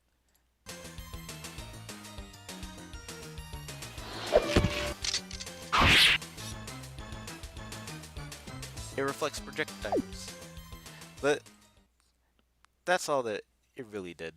Now Skinner went from being like a really solid character with like one or two broken options that destroy destroy a lot of characters to just being a very solid character. I think he's probably like about high top tier, maybe low high tier, somewhere around this range now. He's not the really dumb character that he was before.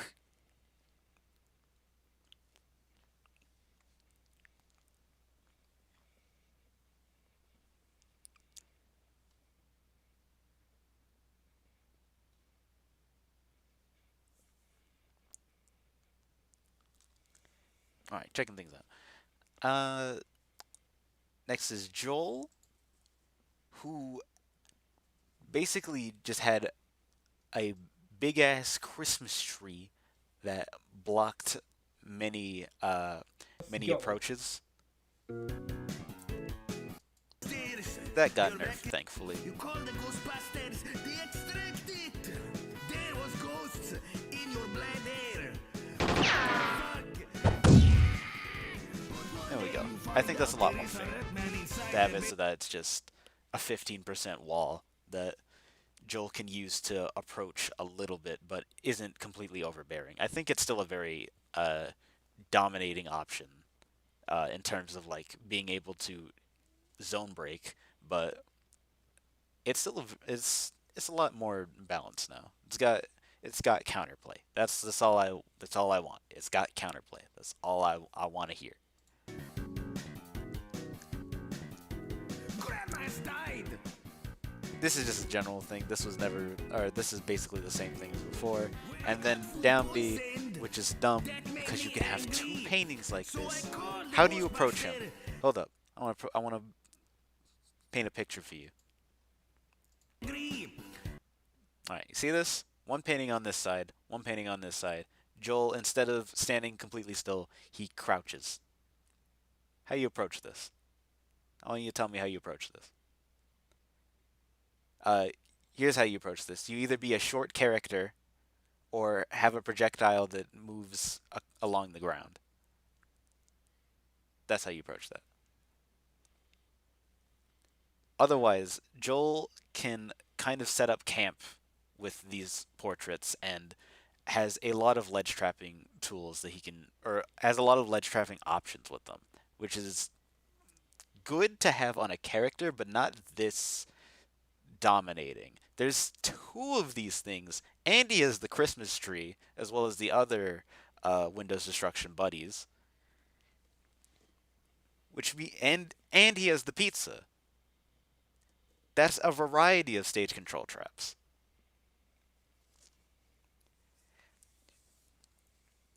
Was Eclipsa covered? Uh, I will actually mention Eclipsa. I'm not gonna. I don't think I'm gonna cover the mirrors honestly, but I am going to mention one thing about Eclipsa that I thought was stupid. You use Katie's downbeat to go under the painting.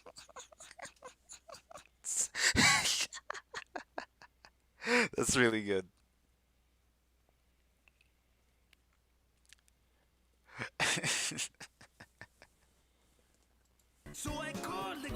But yeah, limiting this to one painting is much better.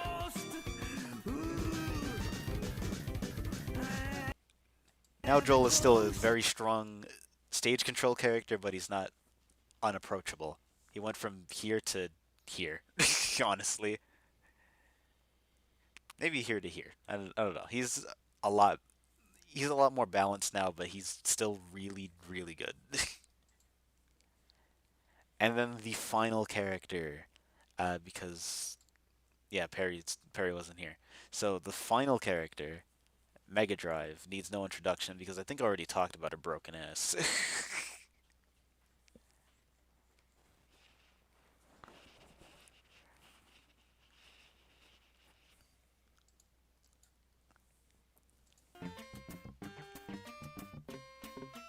This is dumb, or this was dumb.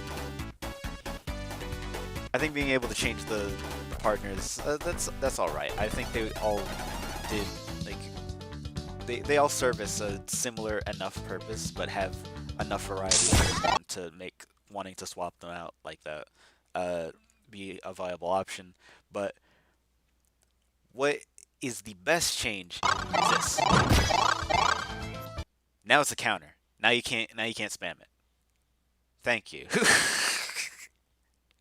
Now you can't spam it because before the entire goal of this character was to uh, summon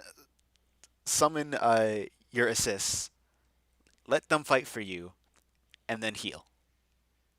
That was this entire character, and that was enough to make sure that this character just completely zoned every single character out. Because being able to heal instantly means that she forces you to approach her, no matter who you are. No matter what tools you have, unless you have a tool that hits her from no matter where you are on stage, and even then, you still gotta rack up damage on her, she'll heal it. So you have to get in her face. You have to kill her early. You have to kill her while she's still at low percent, which is not very easy to do because she has side B in order to run away from her opponent, and she has uh, the assists that are still roaming the stage, ready to interrupt your punish whenever you get close. Now that's not a factor. Now it's more so that now she summons the assists and she kind of like waits for you to attack, and she waits on she waits to see if you whiff an attack or how well you space an attack around her before she acts. That's what she does now, instead of just healing after everything, which I think is much better.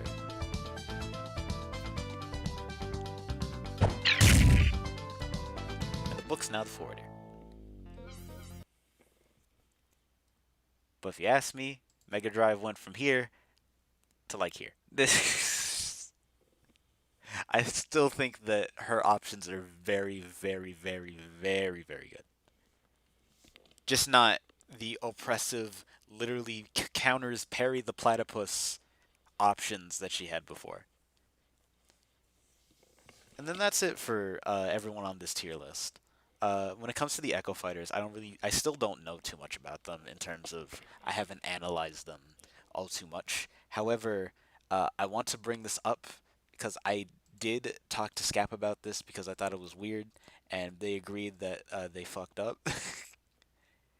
So Eclipsa,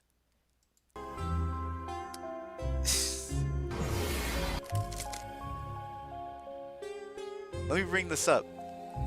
Uh, as soon as this comes up. Wait, this might have been before. Oh, she can float in the air. Cute.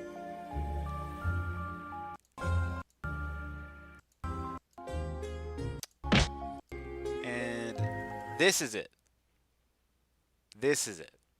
Last move to alter is Whispering Spell, a command grab with an insane range and low knockback that could be used to easily chain grab opponents. How? Here's the thing, I'm not asking how she would be able to follow up. I'm asking how where did you get the idea that chain grabbing still exists? Chain grabbing has not been a thing since Brawl. Smash 4 and onward, every character gets throw invincibility. So if you get thrown, for the next second, you are invincible from all grab type attacks, which means that chain grabbing is physically not possible. Which means that indirectly, by making it so that this move now puts the opponent further away, you nerfed a character that didn't need to be nerfed. Because before, instead of going this distance, CDI Zelda would have gone this distance, which would have been much better for Eclipsa to get like a little follow up. If not a true combo, then a little setup or a little thing that forces CDI Zelda to act, uh, which means that Eclipsa could potentially uh, play around that. However, you made it so that now this character launches them all the way over here. Now there's nothing that they can do. They're basically both back in neutral, and that is the end of the interaction.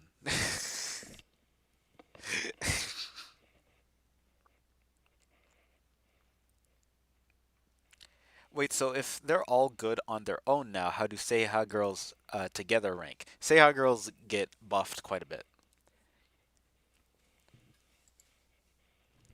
I'd say that uh, with Dreamcast now having a viable use that is now within the T like that is now within the compact character of Seiha girls in a nutshell because it's a side B, not down B.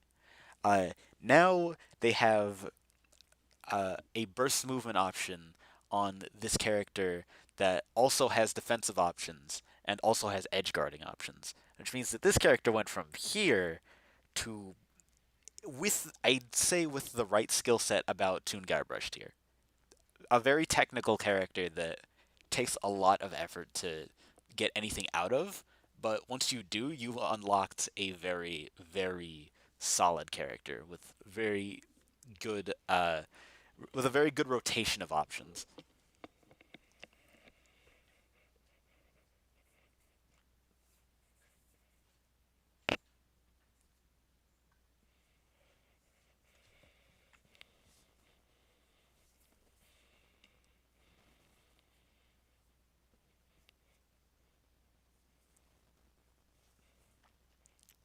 Try and find still salad.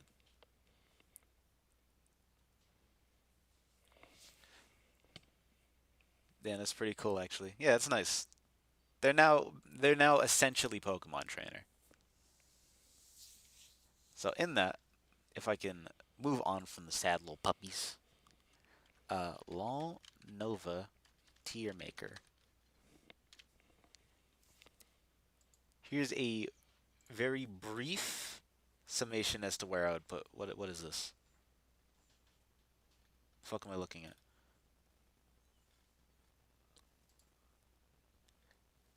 Here's an incredibly brief summation with no analysis as to where I'd put most of the characters. Fucking let's pretend that John and Worst Hercules aren't here. So it'd go probably something like this if I was just keeping it at 5 tiers right here.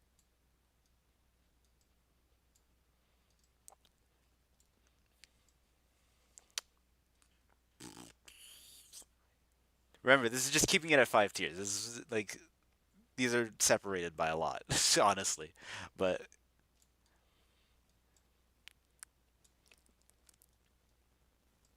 this is just the grand scope of where these characters are in like a very brief nutshell.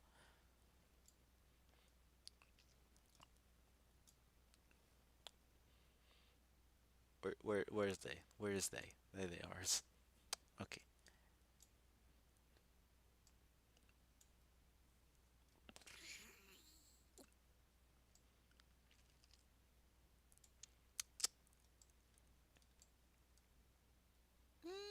I'm actually not sure if Mega Drive on her own or with the Sega Girls are better. I think on a technical level, the entire group is best, probably.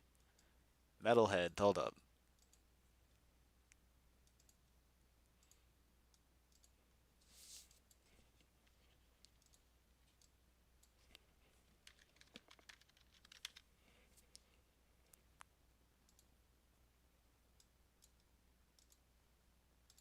There you go, buddy.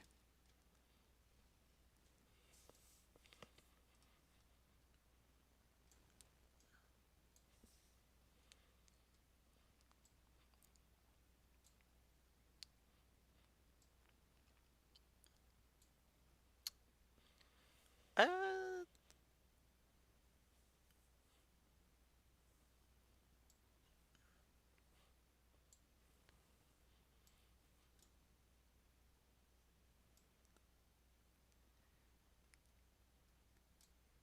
about here, about here.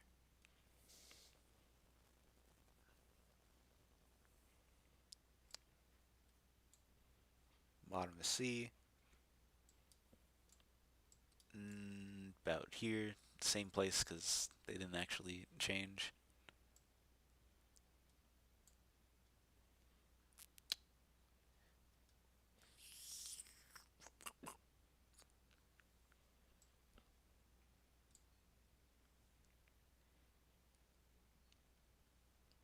I think these two were like near back to back.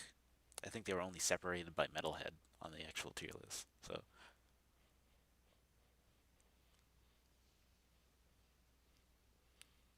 who am I missing?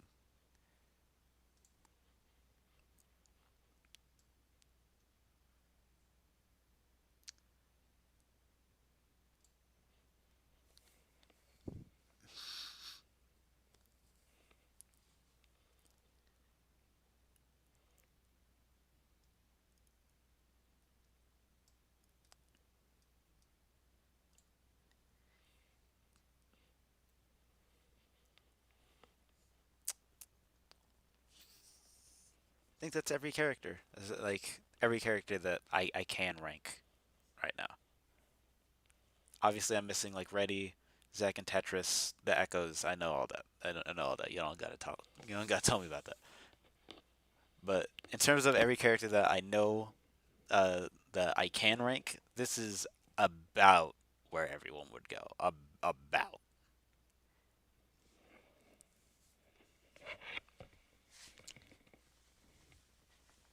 Didn't you once say you'd play Metalhead if this were a real game? Yeah, because he was he worked.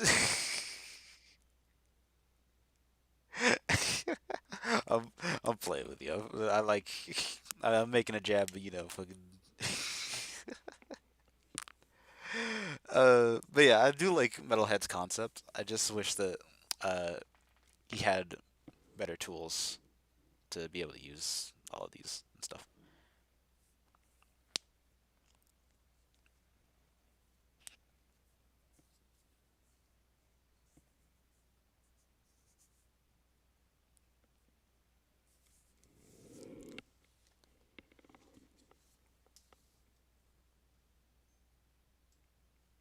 Uh,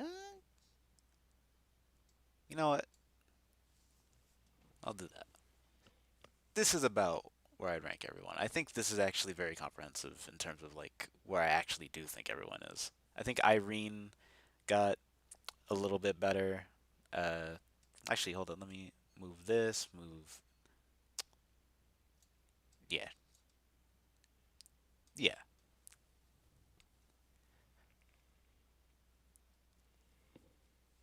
This character is gorgeous now.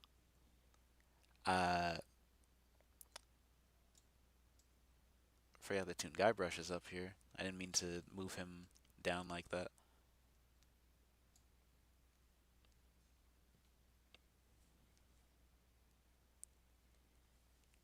Now this is about what I was thinking. I think that Seiha Girls might be the best character, or at least they're one of the best characters.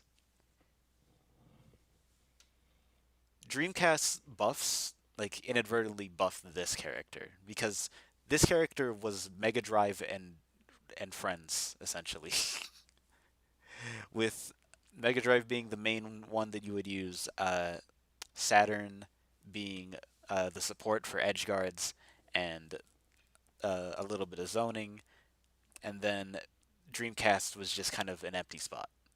Now Dreamcast is probably the main star of the show, with first Mega Drive using her assists to control the stage, then using Dreamcast's insane fucking mobility to be able to get in on her opponent while the stage is already riddled with assist characters.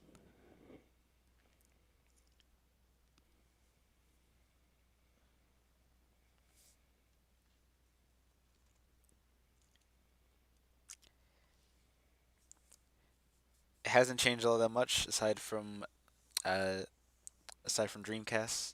Yeah, it'd be like that. Like I said, I think that a lot of the nerfs to the top tiers weren't too severe. I think they just made them uh, more accessible, as especially for the fact that uh, fucking what was it? Whenever a top tier character was nerfed, I felt like for the most part they were just given slightly different tools to work with. I'm actually gonna do this. They were for the most part just given slightly different tools to work with uh, instead of like getting an overhaul to their stuff. With Metalhead being the one exception where his changes completely destroyed his character. I don't actually think that he's like right here. He's probably like here or somewhere. But this is a meme. This is a meme.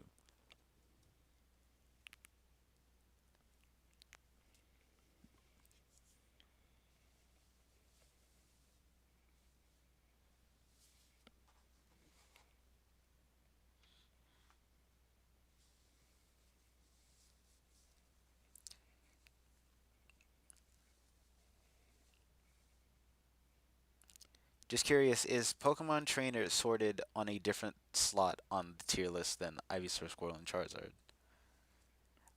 Kinda.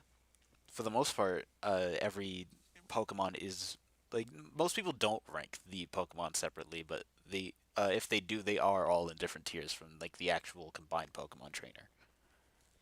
There's no real need to separate them because unlike Seiha girls, they can't be played separately.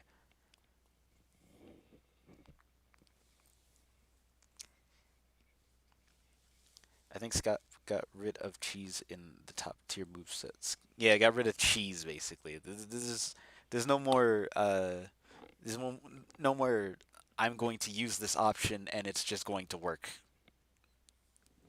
Now you kind of have to use your brain.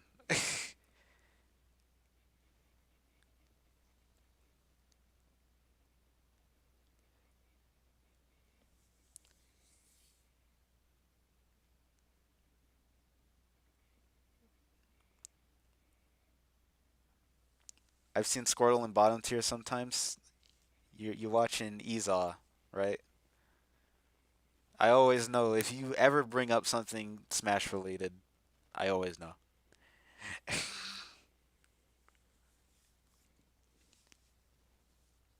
But yeah, that's the tier list. For the rest of these echoes, I don't know where the fuck they are. I have literally no idea where these characters are. I don't know enough about them. How's Squirtle bottom tier? I don't think he's bottom tier. The Ezaw thinks he's bottom tier. The guy makes good videos, but I don't agree with that.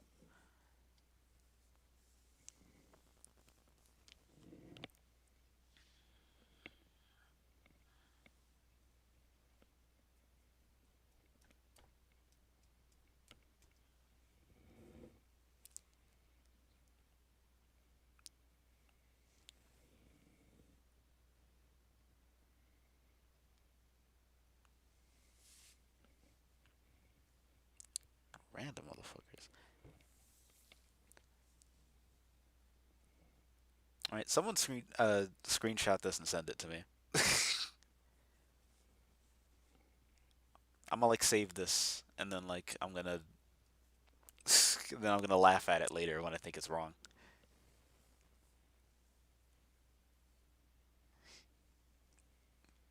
Yeah, Yzma be talking shit.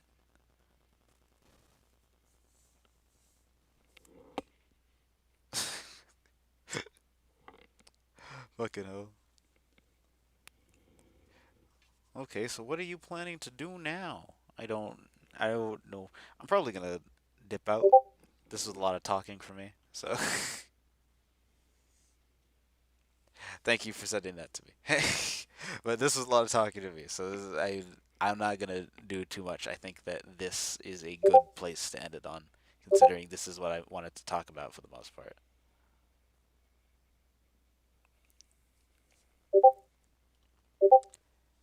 About 5 people have sent this to me. I shouldn't have requested. Literally everyone is sending this thing to me.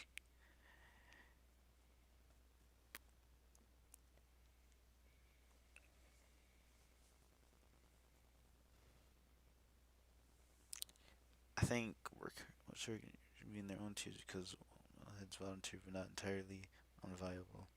Yeah, it's a meme. You dumb.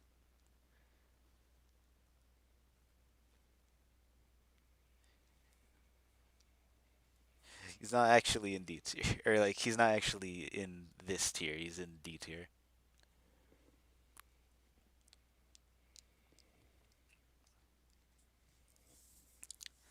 But yeah, it was a very good patch.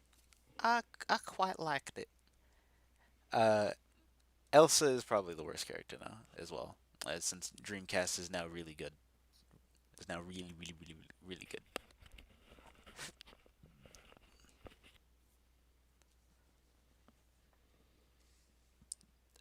All right. Well, thank you all for joining me today, and thank like 15 of you for sending the image to me. Uh, didn't you say you'd do a rank character have to do in their own roster last stream? Mm, sometime. Let's hear is John Stein without the gimmick. I don't even remember what he does. But yeah, thank y'all for joining. I'm probably gonna head out. It's been like 2 hours of me talking, so I'm gonna rest my voice and like eat a burger and then cry. But but yeah, thank y'all for joining me in this little experiment. Oh, look at that! Look at that go! Always fun to do things like this. I'm now going to head out. So Yeah. See y'all. I'm gonna let the stream catch up for a little bit, and afterwards, or like after the stream catches up a little bit, I'm going to head out. So y'all enjoy your day.